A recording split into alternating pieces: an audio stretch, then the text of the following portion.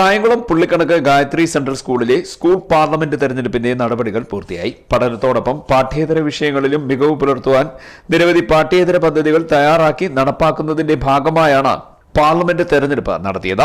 6ാം class മുതൽ 10ാം class വരെയുള്ള വിദ്യാർത്ഥികൾക്കായിരുന്നു തെരഞ്ഞെടുപ്പിൽ വോട്ടവകാശം. ഓരോ ഡിവിഷനിൽ നിന്നും 3 വിദ്യാർത്ഥികളും ഓരോ ക്ലാസ്സിൽ നിന്നും 9 പേരും മത്സരിച്ചു. കഴിഞ്ഞ 9ാം തീയതിയായിരുന്നു നോമിനേഷൻ പേപ്പറിന്റെ സമർപ്പണം.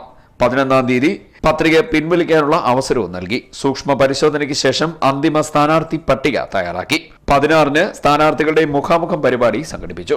19-ന് വോട്ടെണ്ണലിന് ശേഷം ഉച്ചയ്ക്ക് 12 മണിക്ക് ഫലപ്രഖ്യാപനം നടന്നു. തെരഞ്ഞെടുപ്പ് പ്രക്രിയകളുടെ മേൽനോട്ടം വഹിക്കുന്നതിനായി അലക്സ് എം ജോർജിനെ റിട്ടേണിംഗ് ഓഫീസറായും സജീവ് ചന്ദ്രൻ, നാദിർ ഷാ എന്നിവരെ presiding ഓഫീസർമാരായും നിയമിച്ചിരുന്നു.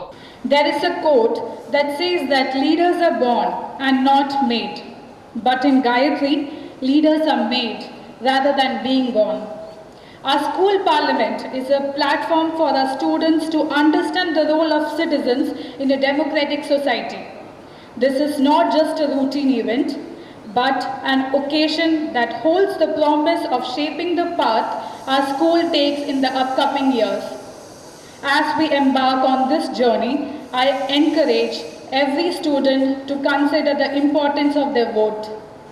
The individuals standing here for the election are not just seeking positions, they are aspiring to be your voices, your representatives and your advocates.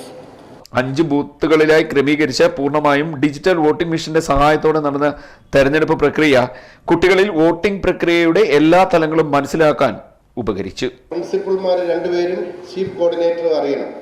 അറിഞ്ഞതിന് ശേഷം നിങ്ങൾക്ക് സ്വതന്ത്രമായി കൂടിയതിന് ശേഷം നിങ്ങൾക്ക് പരിപാടികളിടാം, നിങ്ങൾക്ക് പ്രപ്പോസൽസ് വെക്കാം.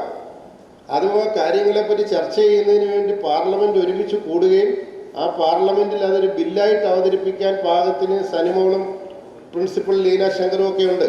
അവരെ കൊണ്ട് അതിനൊരു ഫോമാറ്റ് ഉണ്ടാക്കുകയും അതനുസരിച്ച് ചിട്ടയായിട്ടൊരു ബില്ല് അവതരിപ്പിക്കാനായിട്ട് പഠിക്കുകയും വേണം. ഒരു ബില്ല് ഉണ്ടാക്കാൻ പഠിക്കണം, ബില്ല് നിയമസഭയിൽ അവതരിപ്പിക്കാൻ പഠിക്കണം, അതേ തുടർന്ന് അതിൻ്റെ ചർച്ചകളെ പറ്റി പഠിക്കണം. ഇങ്ങനെ വിപുലമായ അധികാരങ്ങളും അതോടൊപ്പം ഉത്തരവാദിത്വവും ഉള്ള ഒരു പരിപാടിയാണ് നമ്മൾ ഇത് തുടങ്ങുന്നത്. അപ്പോൾ അതുകൊണ്ട് ഇതിൻ്റെ നടപടിക്രമങ്ങൾ കൃത്യമായിരിക്കണം. ഒരു കുട്ടിക്ക് 9 പേരടങ്ങുന്ന ഒരു ബാലറ്റ് പേപ്പറിനകത്താണ് നിങ്ങളുടെ വോട്ട് ചെയ്യേണ്ടത്. അതിപ്പോൾ നമ്മൾ വെർച്വലായിട്ടുള്ള ബാലറ്റ് പേപ്പറാണ് തരുന്നത്. അത് ലാപ്ടോപ്പിലുണ്ടാകും. അതിൽ നിന്ന് 3 പേരെ നിങ്ങൾക്ക് സെലക്ട് ചെയ്യാം. 3 പേരെ സെലക്ട് ചെയ്ത് കഴിഞ്ഞാൽ സബ്മിറ്റ് ചെയ്തേക്കുക. തെരഞ്ഞെടുക്കപ്പെട്ട അംഗങ്ങളുടെ സത്യപ്രതിജ്ഞാ ചടങ്ങ് 22-ന് പ്രത്യേകം തയ്യാറാക്കിയ വേദിയിൽ സ്കൂളിൽ നടത്തും. CDNet news, Kayamkulam.